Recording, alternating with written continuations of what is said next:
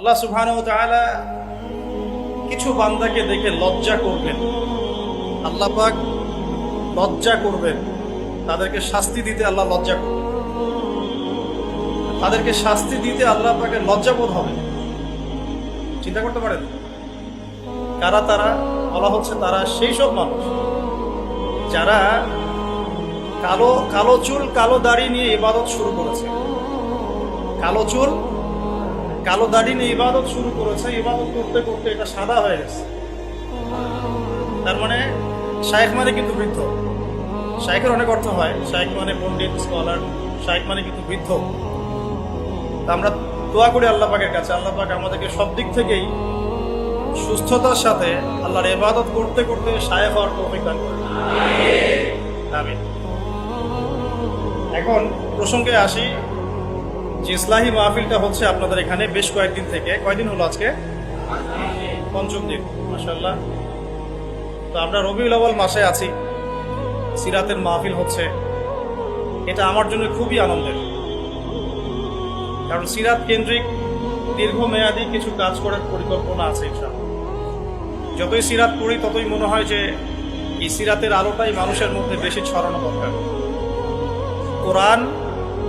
কোরআনের তিলাওয়াত, কোরআনের ভাষা, কোরআনের ব্যাকরণ, কোরআনের তর্জমা, এইগুলো যদি ছড়ানো যায় আমাদের এই বাংলার মানুষের মধ্যে, ইনশাআল্লাহ একদিন না একদিন দিন কায়েম হবে।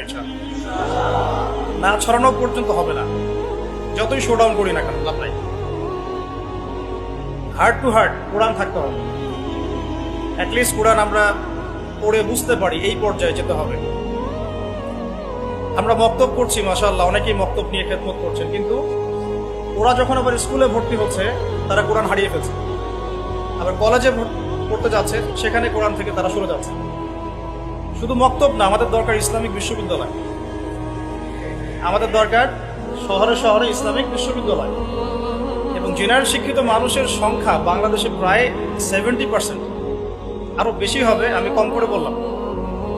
আমরা 20-30% মানুষ মসজিদ, মাদ্রাসা, তালেবে ইলম, তলাবুল ইলম, আল মুজাহাদা ফি তরিকিল ইলম, এগুলোর সাথে আছে।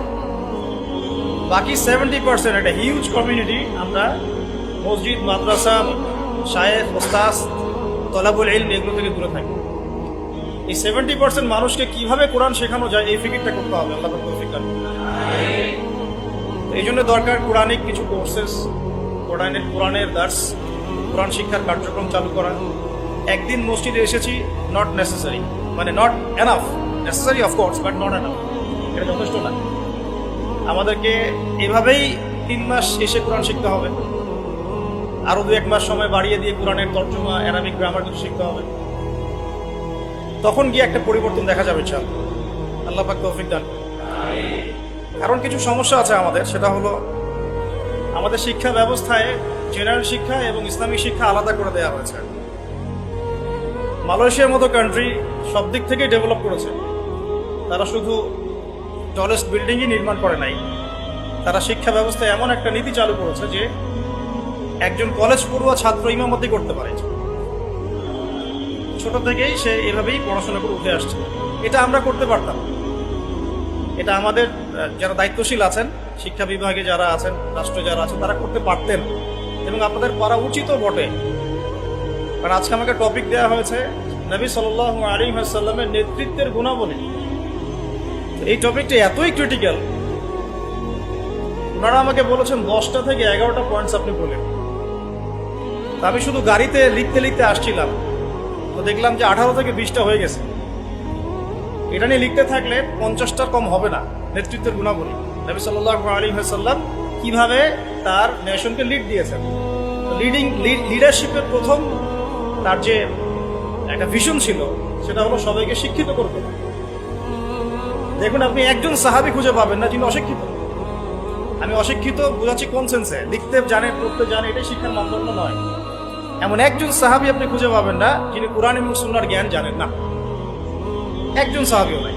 এমনকি আবু সুফিয়ান রাদিয়াল্লাহু আনহু, যিনি একদম শেষে গিয়ে ইসলাম কবুল করেছেন, তখন ওই যে মক্কা বিজয়ের আগে আগে, তিনিও শেষ বয়সে যখন রোমকদের সাথে যুদ্ধ করছিলেন, ইয়ারমুকের যুদ্ধ, সেই যুদ্ধে কিন্তু তার একটা বড় ভূমিকা ছিল।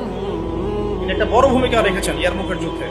আর এক পর্যায়ে মুসলিমরা জিতে যাচ্ছিল, কিন্তু রোমকদের পাল্টা আক্রমণে মুসলিমরা ছত্রভঙ্গ হয়ে পড়ে এবং মুসলিমদের রমণীদের যে খেমা আছে মানে তাবু, এই পর্যন্ত কুফার সৈন্যরা চলে আসছিল।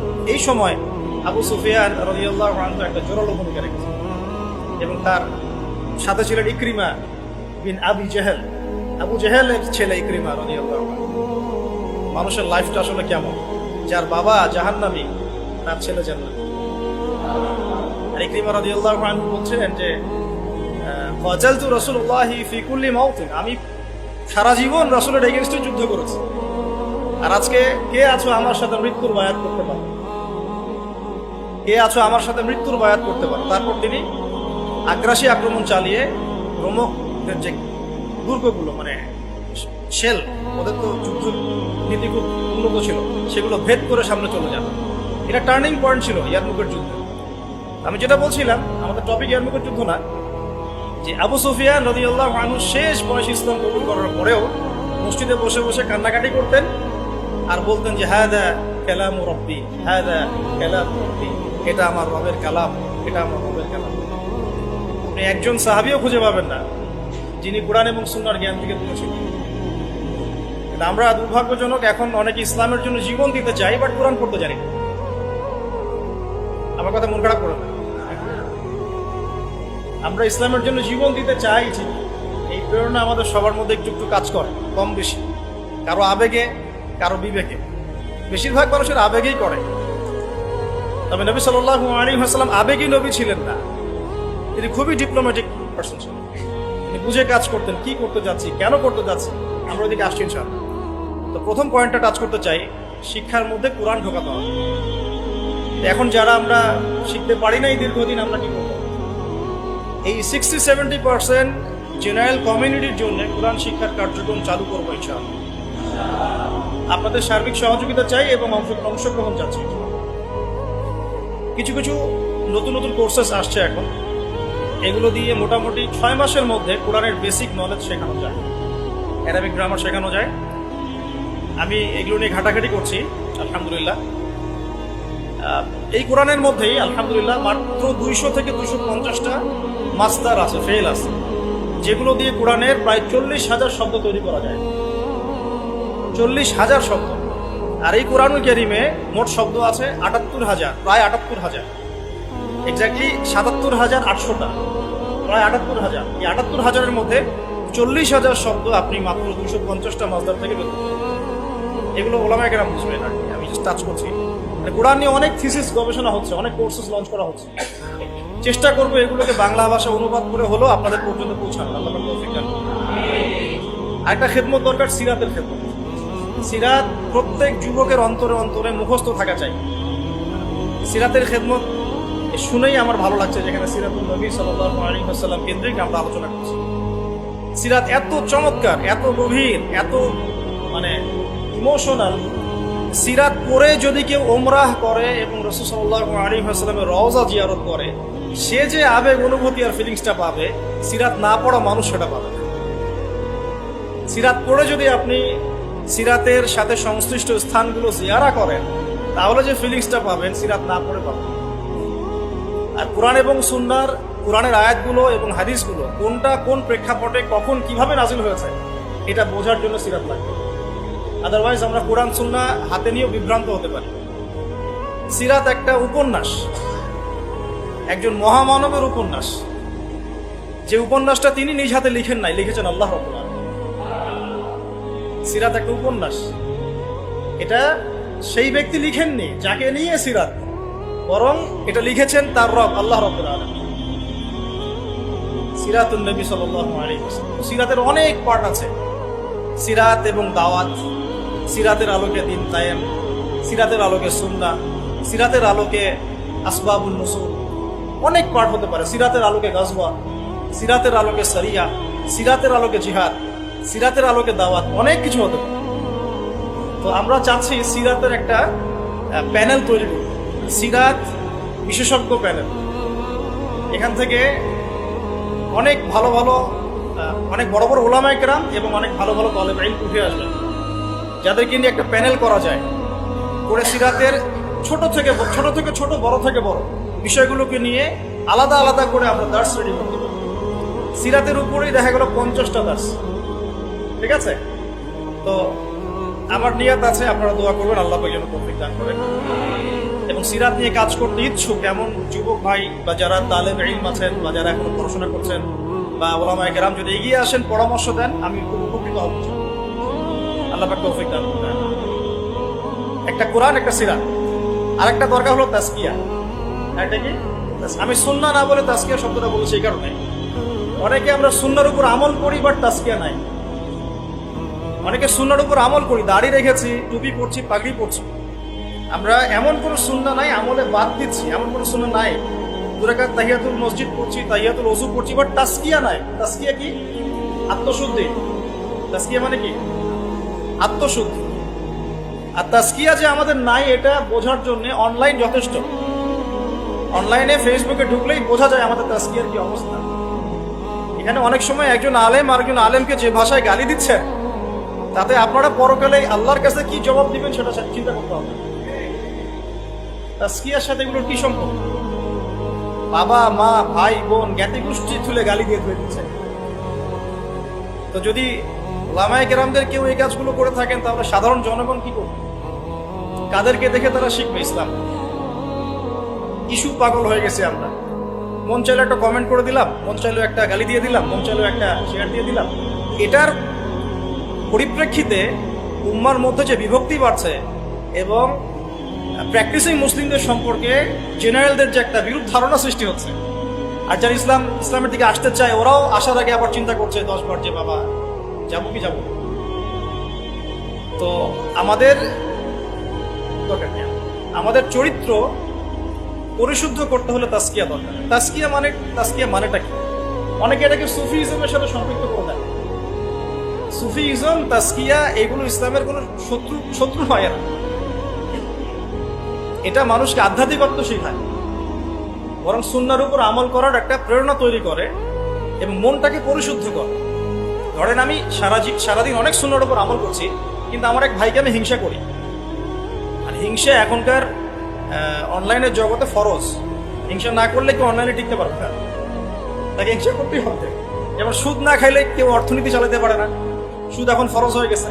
ঠিক এইরকম অবস্থা, আল্লাহ মাফ করো। আমি যদি সুন্নাহর উপর আমল করি কিন্তু আপনাকে হিংসা করি, তাহলে লাইলাতুল বারার মতো রাত্রেও আমি ক্ষমা পাচ্ছি না। আল্লাহ পাক বলছেন সবাইকে আল্লাহ মাফ করে দিচ্ছেন এই হিংসুক ব্যতীত। তাহলে তাজকিয়া কি? আত্মশুদ্ধি। এটা আজকের টপিক না, আমি বলছি 3টা জায়গায় ফোকাস করতে হবে খুব বেশি। কোরআনের শিক্ষা স্পেশালি জেনারেলদের মধ্যে, কারণ মক্তব মাদ্রাসা শেখানো হচ্ছে বাট জেনারেলরা পাচ্ছেন না। এবং শিক্ষাটাকে সহজ করে দেওয়া, সহজলভ্য করা, সহজ করা, যাতে ঘরে ঘরে হার্ট টু হার্ট আমরা কোরআনটা পৌঁছাতে পারি। শুধু তিলাওয়াত নয়, তিলাওয়াতের সাথে অবশ্যই অর্থ বোঝা। শুধু তেলাওয়াত করলে অবশ্যই নেকি পাবেন আপনি, প্রত্যেক হরফে 10 নেকি করে, কিন্তু এটাতে কোরআনের হক পরিপূর্ণ আদায় হয় না, কোরআনের মূল মেসেজটা আমরা পাচ্ছি না। আর 2 নাম্বার হচ্ছে সিরাতের শিক্ষা, সিরাতের ব্যাপক প্রচার প্রসার। আর 3 নাম্বার তাজকিয়া, সুন্নাহ ভিত্তিক জীবনযাপন এবং তাজকিয়া। তাজকিয়ার জন্য দরকার আত্মশুদ্ধিওয়ালা মানুষের সোহবত। আত্মশুদ্ধিওয়ালা মানুষের সোহবত, এই মানুষ খুঁজে বের করা একটা চ্যালেঞ্জ। এই মানুষগুলো খুঁজে পেতে হলেও তাকদীরের একটা ভালো ভাগ্য লাগবে। কারণ দিন শেষে বুঝতে পারছি যে কেউ যদি জাহেল থাকে এটাও তাকদীরেই ছিল, কেউ যদি হকপন্থী আলেমের সোহবত পেয়ে যায় এটাও তাকদীরেই ছিল। কিছু করার না, এটা তাকদীর। কেউ পাবে কেউ পাবে না, কিন্তু চেষ্টা যে করবে আল্লাহ পাক তাকে মিলাই দিতেও তো পারেন। দিন দিন এরকম আত্মশুদ্ধিতে পরিপূর্ণ ওলামায়ে কেরামদের সংখ্যা কিন্তু কমছে। আপনি খেয়াল করেছেন? কমছে। যে ব্যক্তি হক ও বাতিলকে পার্থক্য করে দেয়, যে ব্যক্তি অন্যের শুভাকাঙ্ক্ষী, যে ব্যক্তি উম্মার ঐক্য চায়, যে ব্যক্তি নিজে যা বলে তার উপর আমল করে, যে ব্যক্তি অন্যকে আল্লাহর দিকে ডাকে, যে ব্যক্তি নিজে হারাম খায় না, যে ব্যক্তি আলেমদের মাঝে বিভেদ সৃষ্টি করে না, যে ব্যক্তি মানুষকে নবী সাল্লাল্লাহু আলাইহি ওয়াসাল্লাম রেখে যাওয়া সুন্নতের দিকে ডাকে, যার অন্তরটা পরিষ্কার, ভিতরে কোনো হিংসা নাই, কোনো অহংকার নাই, কোনো গীবত তহমত কিচ্ছু নাই, এরকম মানুষ, এরকম আলেম খুঁজে পাবো কি 4টাখানি কথা? আমার কথা শুনে আপনাদের ইগোতে লাগা উচিত নয়, আপনাদের চোখে পানি আসা উচিত। এই কথা 3টা ওলামায়ে কেরামদের জন্য। আমরা অনেক ওলামায়ে কেরামকে দেখেছি টাইটেল পাস, অন্তরটা হিংসা দিয়ে। এতে আপনি ইগোতে নিয়েন না, বরং আপনার চোখ দিয়ে পানি পড়া উচিত। বিকজ আপনার হিসেব আগে হবে। 3 জন ব্যক্তিকে দিয়ে জাহান্নাম উদ্বোধন করা হবে: শহীদ, দাতা, দানশীল, আলেম। আমি এমন অনেক ওলামায়ে কেরামকে দেখেছি যাদের কথাবার্তা, চলাফেরা এবং ওঠা বসাতে অহংকার স্পষ্ট, কেবল অহংকার স্পষ্ট। আর আলহামদুলিল্লাহ আমি এমন অনেক ওলামায়ে কেরামের সোহবত পেয়েছি যারা আল্লাহর ওলি, যারা আল্লাহর ওলি। তো এখন এই পর্যন্ত যাওয়াটা আপনার জন্য চ্যালেঞ্জ। আল্লাহর কাছে অনেক দোয়া করতে হবে এবং নিজের অন্তরটাকে নিউট্রাল রাখতে হবে, কোনো দিকে বায়াসড হয়ে যাওয়া যাবে না। নিউট্রাল রাখলে ইনশাআল্লাহ তাহলে আপনি বুঝতে পারবেন যে কি হকের উপর আছে।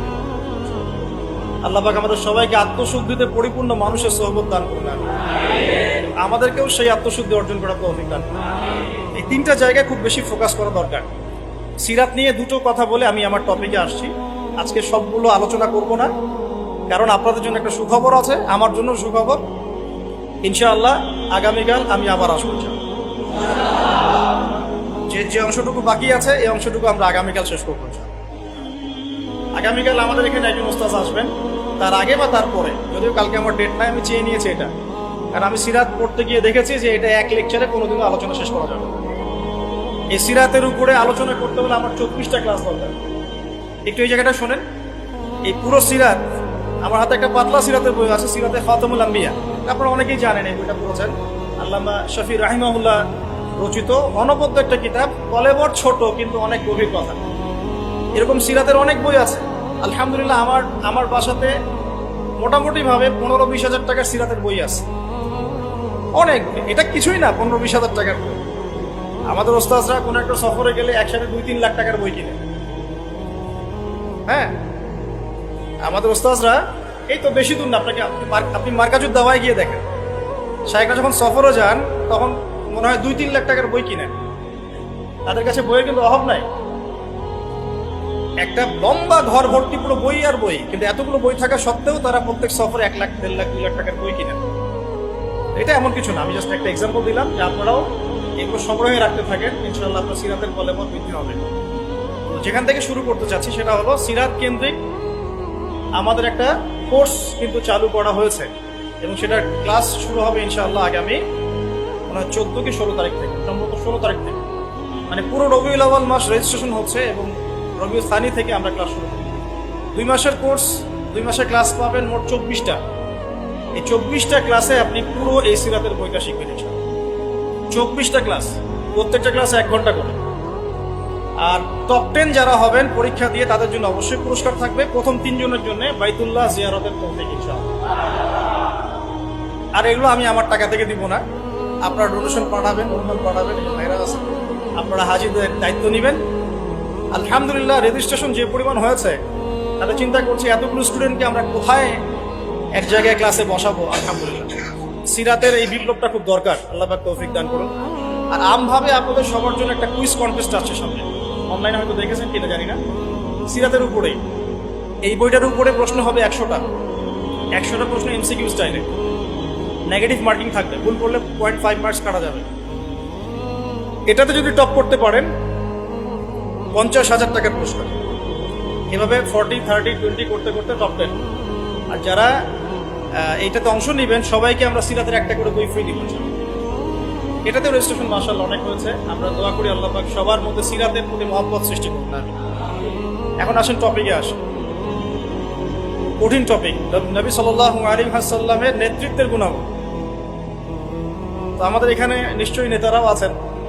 নেতা বলতে শুধু রাজনৈতিক নেতা বোঝাচ্ছে না, পরিবারের নেতা, মসজিদের নেতা, এই মার্কেটের নেতা, অর্থনীতির নেতা এবং অবশ্যই আমাদের সম্মানিত পলিটিক্যাল নেতৃবৃন্দ তো আছেন। তো লেকচারটা সবার জন্যই, আল্লাহ পাক আমাদের সবাইকে মনের কান দিয়ে শোনার তৌফিক দান। সোজা কথায় আসি, নবী করিম সাল্লাল্লাহু আলাইহি ওয়াসাল্লাম নবী হওয়ার আগে তিনি যে গুণাবলীগুলো অর্জন করেছিলেন, এই গুণাবলীগুলো আমরা অনেক সময় পাশ কাটিয়ে চলে যাই। আমরা আলোচনা শুরু করি নবী সাল্লাল্লাহু আলাইহি ওয়াসাল্লাম নবী হওয়ার পর থেকে। আদতে নেতৃত্বের গুণাবলীর পয়েন্টটা যদি নিয়ে আসতে হয়, আমাদেরকে এখান থেকে আলোচনা শুরু করতে হবে। নবী সাল্লাল্লাহু আলাইহি ওয়াসাল্লাম নবুয়ত পাওয়ার আগে কেমন মানুষ ছিলেন।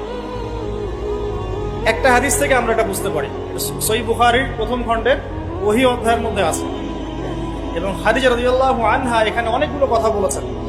হাদিসটা অনেক লম্বা, আপনারা বাসায় গিয়ে একটু দেখে নিয়েন। আমি খুব শর্ট করে মূল জায়গাটা বলছি। আল্লাহ নবী সাল্লাল্লাহু আলাইহি ওয়াসাল্লাম যখন ওহী প্রাপ্ত হলেন, আপনারা জানেন উনি ভয় পেয়েছিলেন। জিবরাইল আলাইহিস সালাম এসে তাকে বলেছিলেন, ইকরা, আপনি পড়ুন। তিনি বলেছেন, মা আনা বিকারি, আমি তো পড়তে জানি না। তখন বলা হচ্ছে পড়ুন। আবার বলছেন, আমি তো পড়তে জানি না। চেপে ধরা হচ্ছে, ছেড়ে দেওয়া হচ্ছে, চেপে ধরা হচ্ছে, ছেড়ে দেওয়া হচ্ছে। 3 বার চেপে ধরা হচ্ছে। একটু চিন্তা করতে পারি কিনা আমরা, যদি কোনো জিনও এসে আমাকে চেপে ধরো তাহলে কি অবস্থা হবে? জিন তো খুব বেশি শক্তিশালী না। আউযু বিল্লাহি মিনাশ শাইতানির রাজিম পড়লেই চলে যাবে, অথবা আউযু বিকালিমাতিল্লাহি তাম্মাতি মিন শাররি মা খালাক, অথবা বিসমিল্লাহিল্লাযী লা ইয়াদুররু মা ইসমিহি শাইউন ফিল আরদ ওয়ালা ফিস সামা ওয়া হুয়াস সামিউল আলিম পড়লে ইনশাআল্লাহ চলে যাবে। আরো অনেক দোয়া আছে, জানতে হলে স্পেশাল সাক্ষাৎ দরকার, ভিজিটেশন। ঠিক আছে? এখন ফেরেশতা চেপে ধরলেন, তাহলে তো ব্যাপারটা অনেক কঠিন, অনেক বার্ডেন তার মাথায় তখন ছিল, বুকের মধ্যে ভার। এই অবস্থায় তিনি যখন বাসায় এসেছেন, খাদিজা রাদিয়াল্লাহু আনহাকে তিনি একটা কথা বলেছেন, খাশিত ওয়াকাদ খাশিতু আলা নাফসি, আমি আমার নিজের নফসের উপরে ভয় পাচ্ছি। আপনারা পড়ে দেখেন, সহিহ বুখারীতে আছে প্রথম খণ্ডে ওহী অধ্যায়। এই জায়গায় খাদিজা রাদিয়াল্লাহু আনহা 4টা থেকে 5টা বাক্য বলেছেন তার সম্পর্কে। 1, আপনি এতিমের দেখাশোনা করেন। 1, আপনি বিধবাদের খোঁজ খবর নেন। আপনি মুসাফিরদের খাবার দেন। হ্যাঁ, আপনি অসহায়ের পাশে দাঁড়ান। আল্লাহ রাব্বুল আলামিন আপনাকে ধ্বংস করবেন না ইনশাআল্লাহ। তিনি কিন্তু নবী এই মাত্র হলেন, আর এই কথাগুলো নবুয়তের আগের চারিত্রিক বৈশিষ্ট্য ব্যাখ্যা করছে, তাই তো? নবী সাল্লাল্লাহু আলাইহি ওয়াসাল্লাম বিয়ে করেছেন কত বছরে? 25। আর খাদিজা রাদিয়াল্লাহু আনহার বয়স তখন 40। নবী সাল্লাল্লাহু আলাইহি ওয়াসাল্লামের বয়স তখন 40, বিয়ে হয়েছে 25-এ। 25 থেকে 40 কত হলো? 15 বছর। এই 15 বছরে খাদিজা রাদিয়াল্লাহু আনহা দেখেছেন নবী সাল্লাল্লাহু আলাইহি ওয়াসাল্লাম মিসকিনদের পাশে থাকেন, তিনি এতিমের দেখাশোনা করেন, মুসাফিরদের অন্নদান করেন, মিসকিনদের পাশে থাকেন। মানে তিনি কারো প্রতি জুলুম করেন না, তিনি খুবই মানবিক একজন মানুষ এবং তার চারিত্রিক বৈশিষ্ট্য অনন্য সুন্দর। ইনশাআল্লাহ আল্লাহ আপনার কোনো ক্ষতি করবেন না, এটা তার স্ত্রী তাকে বুস্ট আপ করলেন। এখন নবুয়তের আগের এই গুণাবলীগুলো কি আমরা অর্জন করতে পেরেছি? নবুয়তের আগের এই চারিত্রিক গুণাবলীগুলোই কি আমাদের নেতৃবৃন্দের মধ্যে আছে কিনা? নেতৃবৃন্দ বলতে আমরা সবাই বোঝাচ্ছি, মনে করেন আমাদের মধ্যে আছে কিনা? আমরা সবাই কোনো না কোনো জায়গায় দায়িত্বশীল, বাড়ির বা মসজিদের বা ব্যাংকের বা অর্থনীতির বা রাজনীতির। এখন এই যে এতিমের দেখাশোনা করা, বিধবাদের পাশে থাকা, মিসকিনদের খোঁজখবর নেওয়া, মুসাফিরদের অন্ন দেওয়া এবং দুর্বলদের সাহায্য করা, এটা আমাদের মধ্যে আছে কিনা? নবী তিনি এখনো হন নেই, কেবল হলেন। নবুয়তের আগের গুণাবলী নবীজি বলছেন, ইন্নামা বুইসতু লিউতাম্মিমা মাকারিমাল আখলাক, আমি উত্তম চরিত্রকে পূর্ণতা দেওয়ার জন্যই প্রেরিত হয়েছি।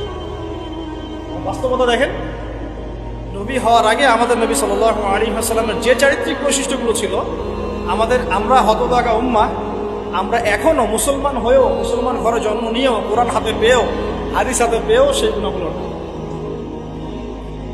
অগণিত মুসলমান জিনা করে, অগণিত মুসলমান সুদ খায়, অগণিত মুসলমান ঘুষ খায়, অগণিত নেতৃবৃন্দ দুর্নীতি করেন।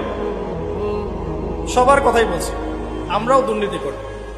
যেমন আমরা যে লেকচার দিতে বসেছি, আমি যদি আমার হক আদায় না করি, এটাও আমার ইলমের উপর দুর্নীতি হবে কি না? কারণ আমাকে যদি কোনো প্রশ্ন করেন যে প্যালেস্টাইন এমন যে ইস্যু চলছে, এটার কি জবাব হবে, আমি যদি আমার স্বার্থ চিন্তা করে পাশ কাটিয়ে ডানে বামে অ্যান্সার দিই, দুর্নীতি করলাম, ইলমের সাথে করলাম কিনা? এই জন্য জিজ্ঞাসা করেন না।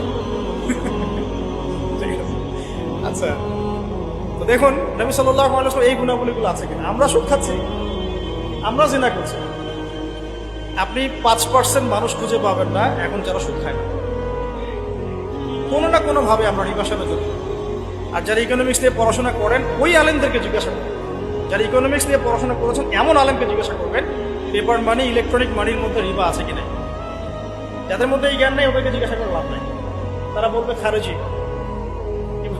কি বলবে? তারা বলবে খারেজি হয়ে গেছে। সুবহানাল্লাহ। যাই, আমরা দোয়া করি আল্লাহ পাক তাদেরকে তাসকিয়া দেন। হয়তো বা বোঝে না, অথবা দুনিয়ার স্বার্থে কথা বলে।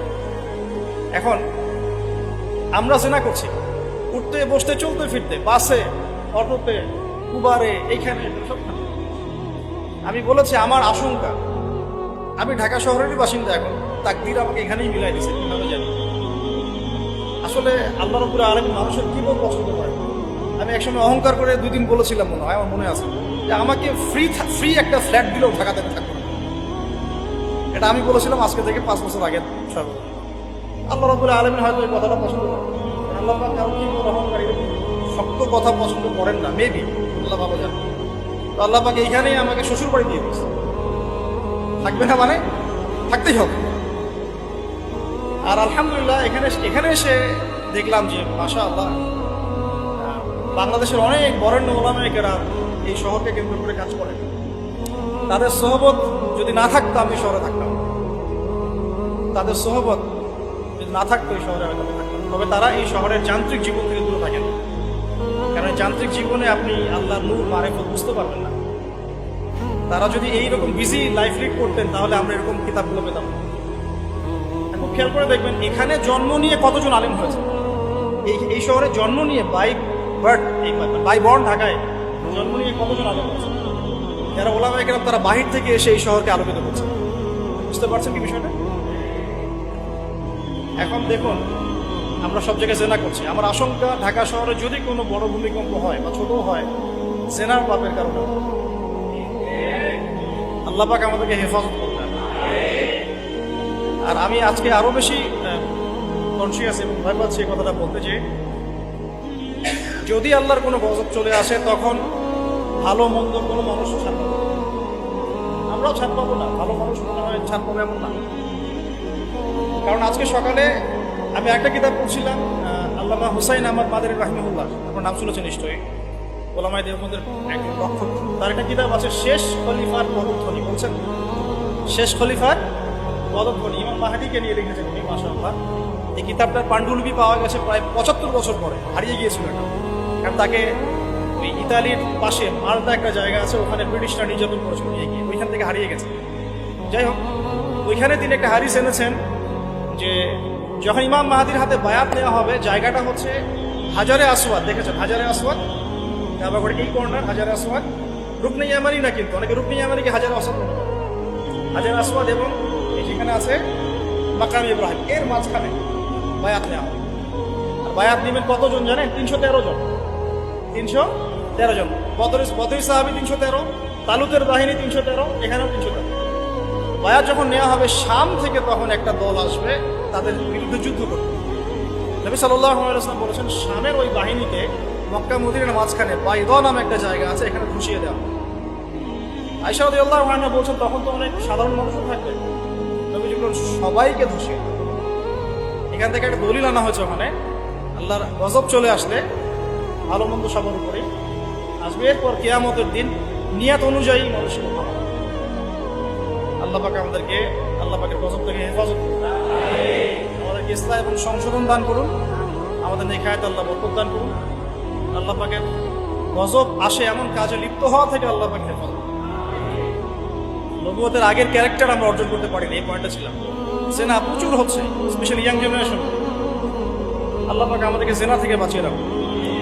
আর মেয়েদের কথা তো বলার অপেক্ষা নাই, কি অবস্থা, কি অবস্থা আমাদের শহরের মেয়েদের, কি অবস্থা আমাদের মা বোন স্ত্রীদের, কি অবস্থা। আমরা আল্লাহর কাছে কি জবাব দেব? আমরা কেউই চোখের পথ থেকে মুক্ত নই।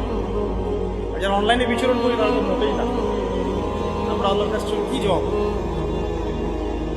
ও মার্কেটেই আছি তো বসে, আমরা তো মার্কেটেই বসে আছি। সুবহানাল্লাহ। মার্কেট মানে এখন মহিলা, মার্কেট এখন ছেলের চেয়ে মহিলা বেশি। মানে আমরা কামাই রোজগার করে বাসায় গিয়ে টাকা ভরিয়ে নিয়ে যাবো। আল্লাহ পাক আমাকে ইসলাহ দান করুন, আপনাদের সবাইকে ইসলাহ দান করুন। প্রথম কথা বলুন, নবী সাল্লাল্লাহু আলাইহি ওয়াসাল্লামের নবুয়তের পূর্বের জীবনের যে আখলাক, সেই আখলাকটা অর্জন করতে হবে। এটা হচ্ছে নববী নেতৃত্বের প্রথম শর্ত। করা যাবে ইনশাআল্লাহ? তাহলে আমরা এখন বেসিক কিছু কাজ করি। দেখুন, মুসলমানের দোকানে আমরা যেতে মাঝে মাঝে ভয় পাই, ঠকায় দেয় কিনা। একজন হিন্দু ভাইয়ের দোকানে গিয়ে আপনি দুধ কিনতে কমফোর্ট ফিল করেন, ও দুধের পানি মেশায় না। হ্যাঁ, অনেক সময় এমন হয়, সব সময় না হলে অনেক সময় এমন হয়। তাহলে আমরা যদি আমাদের আখলাক ঠিক না করতে পারি, তাহলে এই বড় বড় কথাগুলো আসলে কোনো কাজে দিবে না। আল্লাহ পাক আমাদের সবাইকে ভেতর থেকে সৎ হওয়ার তৌফিক দান করুন। এতিমের দেখাশোনা করা যাবে ইনশাআল্লাহ? বিধবাদের দেখাশোনা। অনেকে ফ্যান্টাসিতে ভোগেন 4টা বিয়ে করবেন, তো একজন বিধবাকে বিয়ে করে দেখান, তাই না? আমাদের তো মাশাআল্লাহ অনেক ফ্যান্টাসি, অনেকের মধ্যে 4টা করবো 4টা বিয়ে। একজন বিধবাকে করে দেখান, একজন তালাক প্রাপ্তাকে করে দেখান, একজন এতিমকে করে দেখান, তারপরে বোঝা যাবে ইসলাম কতটুকু বুঝেছে। আচ্ছা, মিসকিনদের পাশে থাকা, অসহায়ের পাশে থাকা, মাজলুমের পাশে থাকা, মুসাফিরদের ক্ষেত্রে এই কাজগুলো আমরা করতে পারবো ইনশাআল্লাহ। আল্লাহ পাক এরকম সোশ্যাল ওয়ার্কগুলো করার তৌফিক আমাদের সবাইকে দান করুন। 2 নাম্বার দেখুন, নবী সাল্লাল্লাহু আলাইহি ওয়াসাল্লাম নবী হয়েছেন, এবার তিনি উম্মাহকে নেতৃত্ব দিবেন, কারণ আল্লাহ পাক তাকে একটা ভিশন দিয়েছেন। ভিশনটাকে ফিক্স করতে হবে। ভিশন মানে কি? লক্ষ্যটা কি? লক্ষ্যটা এক বাক্যে হচ্ছে আমি, আপনি, আমরা সবাই, নবী সাল্লাল্লাহু আলাইহি ওয়াসাল্লামের ক্ষেত্রে পুরো উম্মাহ, আমরা যেন দুনিয়াতেও সফল হই, পরকালেও জান্নাতে যাই। এর চেয়ে বড় কোনো ভিশন আছে? আমাদের ভিশন 2টা। এক, কোরআন সুন্নাহ রাসূলের সিরাত তাজকিয়া এগুলোকে নিয়ে যেন আমরা দুনিয়াতে সফল হই, পরকালে জান্নাতে যাই, ব্যাস এতটুকুই। আর দুনিয়াতে সাফল্য মানদণ্ড, মানে সাফল্য ব্যর্থতার মানদণ্ডটাই পরকালের জান্নাতে যাওয়া না যাওয়ার মানদণ্ড নয়। দুনিয়াতে কেউ যদি কিছু ব্যর্থ হয়, দারিদ্রতা থাকে, অভাবে থাকে, ইত্যাদি ইত্যাদি, তাহলে এর মানে এই না যে সে জান্নাতে যেতে পারে। কিন্তু আল্লাহ পাক আমাদেরকে পাঠিয়েছেন, এই শরিয়া দিয়েছেন, নবী সাল্লাল্লাহু আলাইহি ওয়াসাল্লামকে পাঠিয়েছেন, কোরআন সুন্নাহ দিয়েছেন, দুটো। একটা হচ্ছে আমরা যেন দুনিয়াতেও দাপটের সাথে চলতে পারি, বিজয়ী হতে পারি, বিজয়ী উম্মাহ হতে পারি, এবং পরকালে যেন আমরা জান্নাতে যেতে পারি। That's all. এটা আমাদের ভিশন। তো এই ভিশনটা নবী সাল্লাল্লাহু আলাইহি ওয়াসাল্লামের ছিল কি ছিল না? এখন এটাকে বাস্তবায়ন করার জন্য আল্লাহ নবী সাল্লাল্লাহু আলাইহি ওয়াসাল্লাম নিজে হিমসেলফ তিনি নেতৃত্ব দিয়েছেন কিনা? প্রথমে দেখিয়েছি আপনাকে আগের ক্যারেক্টার। ওই আগের ক্যারেক্টারগুলো কি পরে নাই হয়ে গেছে? ওই ক্যারেক্টারগুলো আরো বেশি দীপ্তমান হয়েছে। কোনটা? আরো বেশি দীপ্তমান হয়েছে। এখন ওহী আসার পরে নবী সাল্লাল্লাহু আলাইহি ওয়াসাল্লাম প্রথম যেটাতে ফোকাস করলেন সেটা হলো ইলম অর্জন করা এবং অন্যকে ইলম শেখানো। আল্লাহ নবী সাল্লাল্লাহু আলাইহি ওয়াসাল্লাম আল্লাহর কাছ থেকে ইলম শিখছেন। এটা ইলম না কোরআন? এটা ইলম নয় কি? এটা আল্লাহর পক্ষ থেকে দেয়া ইলম, ওহী, এবং এর সাথে হিকমা দেওয়া হয়েছে, মানে সুন্নাহ। তো কোরআন এবং সুন্নাহ আল্লাহ পাক তাকে শিখাচ্ছেন এবং নবী সাল্লাল্লাহু আলাইহি ওয়াসাল্লাম এটা তার উম্মাহকে শেখাচ্ছেন। তাহলে একজন সফল নেতার গুণাবলী হবে এই মানবিক গুণাবলীগুলোর সাথে সে নিজে ইলমের ধারক বাহক হবে এবং সমাজে আলো ছড়িয়ে দিবে জ্ঞানের। এটাই হচ্ছে একজন নেতার আদর্শ নেতার, যে নিজে ইলমের ধারক বাহক হবে এবং জনগণের মধ্যে জ্ঞান ছড়িয়ে দেবে। আর এই জ্ঞানের ডেফিনেশনটা কি হবে তাহলে? শুধু কি বস্তুবাদী জ্ঞানই জ্ঞান, নাকি জ্ঞানের কোনো ডেফিনেশন আছে, সংজ্ঞা আছে? সংজ্ঞাটাও আমরা কোরআন থেকে নেই। সংজ্ঞাটা আল্লাহ কোরআনে দিয়েছেন সূরা কাহফের মধ্যে, ওয়াকুলিল হাক্কু মির রাব্বিকুম ফামান শাআ ফালইউমিন ওয়া মান শাআ ফালইয়াকফুর। এই হক বা সত্যটা তোমার রবের পক্ষ থেকে আসে। সূরা বাকারা আছে ওয়াকুলিল হাক্কু মির রাব্বিকুম ফালা তাকুনান্না মিনাল মুমতারিন। হক আল্লাহর পক্ষ থেকে আসে, তুমি সন্দেহবাদীদের অন্তর্ভুক্ত হবে না। মানে হক, এই জ্ঞান, এই কোরআন যেটাই আপনি বলেন, এটা আল্লাহর পক্ষ থেকে আসে। তার মানে যেটা আল্লাহ পর্যন্ত আমাদেরকে পৌঁছায় সেটাই জ্ঞান। তাহলে জ্ঞান কোনটা? যেটা আমাকে আল্লাহ চিনাবে, আল্লাহ পর্যন্ত পৌঁছাবে। ইকরা বিসমি রাব্বিকাল্লাযী খালাক, এর মানে কি? পড়ুন আপনার রবের নামে যিনি আপনাকে সৃষ্টি করেছেন। মানে যে জ্ঞান আপনাকে আপনার স্রষ্টা পর্যন্ত পৌঁছায়, এটাই জ্ঞান। আর যেটা আমাদেরকে ওখান থেকে দূরে সরায় দেয় সেটা কি জ্ঞান? এখন মূল জ্ঞান তাহলে কি? কোরআন এবং সুন্নাহ। এটা আল্লাহ পাকের ওহীটাই মূল জ্ঞান। এর সাথে প্রাসঙ্গিক উপকারী যে কোনো ইলম চর্চা করা যাবে, হোক সেটা মেডিকেল সায়েন্স, ইঞ্জিনিয়ারিং, দর্শন, রসায়ন, পদার্থ, সাহিত্য, সবই চর্চা করা যাবে, যতক্ষণ না সেটা কোরআন সুন্নাহর যে মূল ধারা, মূল নীতি এর সাথে সাংঘর্ষিক। আমার কথা কি বুঝতে একটু কষ্ট করা হচ্ছে? যতক্ষণ পর্যন্ত কোরআন এবং সুন্নাহর মূল ধারার সাথে, মূল নীতির সাথে এই জ্ঞানগুলো কন্ট্রাডিক্টরি না হবে, ততক্ষণ পর্যন্ত এটা চর্চা করা যাবে। এখন আমরা নেশন ওয়াইজ দেখেন যে আমরা কি আসলে কোরআন এবং সুন্নাহর জ্ঞানটা প্রমোট করছি না অন্য বস্তুবাদী জ্ঞানটা প্রমোট করছি? নবী সাল্লাল্লাহু আলাইহি ওয়াসাল্লাম কি করেছেন? তিনি কি বস্তুবাদী জ্ঞানটাকে প্রমোট করেছেন বেশি নাকি কোরআন সুন্নাহর জ্ঞানটাকে বেশি? মানে এক সফল নেতার সফল নেতৃত্বের প্রথম কাজ নিজে জ্ঞানের ধারক বাহক হওয়া এবং জনসাধারণ অনুসারীদের মধ্যে জ্ঞানের বিপ্লব ছড়িয়ে দেওয়া। ঠিক আছে ভাই, দুইটা পয়েন্ট পেলাম আমরা। এখন আপনি খেয়াল করে দেখেন নবী সাল্লাল্লাহু আলাইহি ওয়াসাল্লাম নিজে তো এই পুরো মহাবিশ্বের মানে আল্লাহ রাব্বুল আলামিনের বান্দাদের মধ্যে সবচেয়ে জ্ঞানী মানুষ, এবং তার অনুসারীদেরকে আপনি দেখেন একজন অনুসারী খুঁজে পাবেন না যিনি অজ্ঞ আছে নাই, বরং তারা শতাব্দীর পর শতাব্দী তাদের আলোর দুটি ছড়িয়ে আমাদের পর্যন্ত জ্ঞানটা পৌঁছে দিলেন। এই জ্ঞান কি মরে গেছে না এখন জীবিত? এই হলো জ্ঞান। তাহলে আমরা যদি সফল নেতা হতে চাই, সফল নেতৃত্বের দাবি করি, তাহলে অবশ্যই আমাদেরকে জ্ঞানতাত্ত্বিক বিপ্লব সংগঠিত করতে হবে। এটার জন্য শুধুমাত্র বস্তুবাদী জ্ঞান যথেষ্ট নয়। যতক্ষণ না আমরা জেনারেল শিক্ষা, ইসলামিক শিক্ষাকে একত্রিত করে একটা নতুন কিছু করছি, ততক্ষণ পর্যন্ত এই জাতির এই আমরা যারা স্বপ্ন দেখি যুবক যুবতী সোনামণিদেরকে নিয়ে, এটা বাস্তবায়িত হবে না। এটা বাস্তবায়িত হবে না। আমরা একটা জিনিস লক্ষ্য করছি, দেখুন এটাও একটা নেগেটিভ বিষয়। এটাও ইগোতে নিয়ে না, ভাবতে হবে বিষয়গুলো নিয়ে। ইগোতে নিয়ে নেওয়া যাবে না, কথা শুনলে ভাবতে হবে। আমরা অনেকেই সমাজটাকে বিভক্ত করে ফেলছি, এবং এই বিভক্তটা করছি আমরা কিছু দাড়ি টুপিওয়ালা মানুষ। এটা আমি নিজেও ফেস করেছি। একটু মসজিদে আছি আমরা, আদব রক্ষা করি, কিছু দাড়ি টুপিওয়ালা মানুষ। আমরা সমাজটাকে এভাবে বিভক্ত করেছি, তোমরা জেনারেল, আমরা আলেম। তোমরা জেনারেল, তো you have come from general background, আর আমরা এসেছি ফ্রম মাদ্রাসা ব্যাকগ্রাউন্ড। এভাবে অনেক সময় আমরা সমাজটাকে বিভক্ত করে ফেলছি। এটাতে কি হচ্ছে, জেনারেল আর এটা কন্ট্রাডিক্টরি সৃষ্টি হচ্ছে, কনফ্লিক্ট তৈরি হচ্ছে। এভাবে ডিল করা, ট্রিট করাটা মনে হয় ঠিক হচ্ছে না। বরং আমাদের উচিত যারা জেনারেল লাইনে পড়াশোনা করেছে তাদেরকে গিয়ে টেনে নেওয়া। আদারওয়াইজ আপনি তাদেরকে দিন ওইভাবে শেখাতে পারবেন না। আর এটা তো অহংকার হয়ে যাবে তখন, যে আমি মাদ্রাসা ব্যাকগ্রাউন্ড থেকে আসছি, তুমি জেনারেল ব্যাকগ্রাউন্ড থেকে আসছো, তুমি কি জানো? তুমি তো জানো না সামি আল্লাহু এর পরে পেশ দিতে হয়। মানে আমরা এটাও জানি না, এভাবে আক্রমণ করা হচ্ছে যে ব্যাকরণে তো তুমি কিছুই জানো না। সামিআ আল্লাহু এর ওখানে পেশ দেওয়া লাগে, তো ব্যাকরণে কিছুই পড়ো নাই। নাহু সব এত অহংকারী হলেন কিভাবে, এত হিংসা কেন? এগুলো তো আমরা বক্তব্য করছি আজকে থেকে 30 বছর আগে, এবং আমাদেরকে শেখানো হয়েছে প্রত্যেকটা ওয়ার্ডের হক আদায় করে বলার জন্য, এক একটা ওয়ার্ড, এক একটা শব্দের হক আদায় করে যেন উচ্চারণ। আমরা অনেক সময় সমাজটাকে এভাবে বিভক্ত করে ফেলছি, অজ্ঞতা বশত, অহংকার বশত। এতে করে হচ্ছে কি, অনেক সময় ইসলাম এবং জেনারেল ব্যাকগ্রাউন্ডের মানুষেরা তারা একে অপরের সাথে কন্ট্রাডিক্টরি, কনফ্লিক্ট হয়ে যাচ্ছে। তো আমাদের উচিত, আমার মনে হয় এটা নিয়ে ভাববেন আপনারা, আমাদের উচিত সবাইকে আগে কাছে টেনে নেওয়ার মানসিকতা তৈরি করা। এমন অনেক অনেক স্কলার আছেন যারা আগে ইঞ্জিনিয়ার হয়েছেন, পরে পীর হয়েছেন, আগে ডক্টর ছিলেন, পরে উম্মার রাহাবার হয়েছে, আগে আগে একটা প্রফেশনে ছিলেন, পরে মাশাআল্লাহ উম্মার দায়ী হয়েছেন। এমন অনেক মানুষ আপনি পাবেন, এমন অনেক খেদমত তাদের আছে যেটাকে এভাবে হেলায় ফেলে দেওয়া যাবে না। উম্মার জন্য অনেক বড় বড় খেদমত এমন কিছু মানুষও করেছেন যারা মাদ্রাসায় পড়েননি কখনো। আমি কারো খেদমত ছোট করছি না, আমরা একটা কিছু মানুষের সমাজে কিছু মানুষ এই ভাইবটা ছড়ানোর চেষ্টা করছে।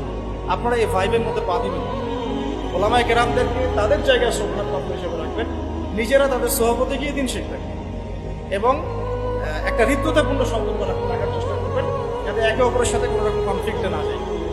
আল্লাহ পাক আমাদেরকে বোঝার তৌফিক দান করুন, আমিন। মানবিক গুণাবলীর সাথে দুই বলেছে ইলম ধারণ করা এবং মানুষকে শেখান। আল্লাহ পাক আমাদের সবাইকে ইলম শেখার তৌফিক দান করুন। লাস্ট টাইম প্রশ্ন করি, ইলম মানে কোন ইলম ভাই? শুধু কি বস্তুবাদী জ্ঞান, বা শুধু কি কোরআন সুন্নাহ? কোরআন এবং সুন্নাহ অবশ্যই মৌলিক শেখক, এর পাশাপাশি আপনি উপকারী জ্ঞান শিখতে পারবেন। এই জ্ঞানের প্রচার প্রসার যখন ব্যাপক হবে, নেতা কেন পুরো জাতিটাই দেখবেন মাশাআল্লাহ বিশ্বের বুকে মাথা তুলে দাঁড়াবে। আল্লাহ পাক আমরা সবাইকে জ্ঞান অর্জন করার তৌফিক দান করুন। 3 নম্বরে আসি। আজকে তো সব বলতে পারবো না বলেছি, ইনশাআল্লাহ আগামীকালের জন্য কিছু রেখে দিচ্ছি। আজকে আমি চেষ্টা করছি 10টা টাচ করব, ঠিক আছে? আচ্ছা, শর্ট করে 3 নম্বরটা বলি। দেখুন, 3 নম্বর হচ্ছে নবী সাল্লাল্লাহু আলাইহি ওয়াসাল্লাম নিজে ইলম আল্লাহর কাছে পেয়েছেন, সাহাবীদেরকে শিখিয়েছেন, সবচেয়ে বেশি কঠোর আমল তিনি নিজে করেছেন। 3 নম্বরটা হচ্ছে একজন নেতার অন্যতম গুণাবলী থাকতে হবে নবম সিরাতের আলোকে, নেতৃত্বের গুণাবলীর অংশে তাকে নিজেকে আগে আমল করে দেখাতে হবে। শুধু বড় বড় কথা বলা, লেকচার দিয়ে খান্ত হলে চলবে না, মানুষকে শেখালেই চলবে না, নিজেকে আগে আমল করে দেখাতে হবে। আমি কয়েকটা এক্সাম্পল দিচ্ছি। দেখুন, হুনাইনের যুদ্ধ চলছে, মনোযোগ দেন। হুনাইনের যুদ্ধ চলছে, নবী সাল্লাল্লাহু আলাইহি ওয়াসাল্লামের আশপাশের সাহাবীরা ছত্রভঙ্গ হয়ে গেছে। এই হুনাইনের যুদ্ধ হচ্ছে মক্কা বিজয়ের পরে, কিন্তু মক্কা বিজয়ের আগে নয়। তো সাহাবীরা ছত্রভঙ্গ হয়ে গেছে, নবী সাল্লাল্লাহু আলাইহি ওয়াসাল্লাম নিজে সামনে এগিয়ে গিয়ে তরোয়াল খুলে উঁচু করে বলছিলেন যে আনা মুহাম্মদ আনা রাসূলুল্লাহ লাস্তু কাযিবান, আমি মুহাম্মদ, আমি আল্লাহর রাসূল সাল্লাল্লাহু আলাইহি ওয়াসাল্লাম, লাস্তু কাযিবান, আমি মিথ্যাবাদী নই। তিনি যুদ্ধের ডাক দিয়ে পিছনে পড়ে থাকেন, তিনি নিজে সামনে গিয়ে তরোয়াল উঁচু করে সাহাবীদেরকে ইন্সপায়ার করছেন যে আমি আল্লাহর রাসূল, আমি মুহাম্মদ, আমি মিথ্যাবাদী নই, হালুম্মা ইলাইয়া, আমার দিকে তোমরা আসো, ছুটে আসো। তখন সাহাবীরা ছুটে আসো, লিডিং ফ্রম দ্য ফ্রন্ট, যেটা বলি আমরা, সামন থেকে নেতৃত্ব দেন।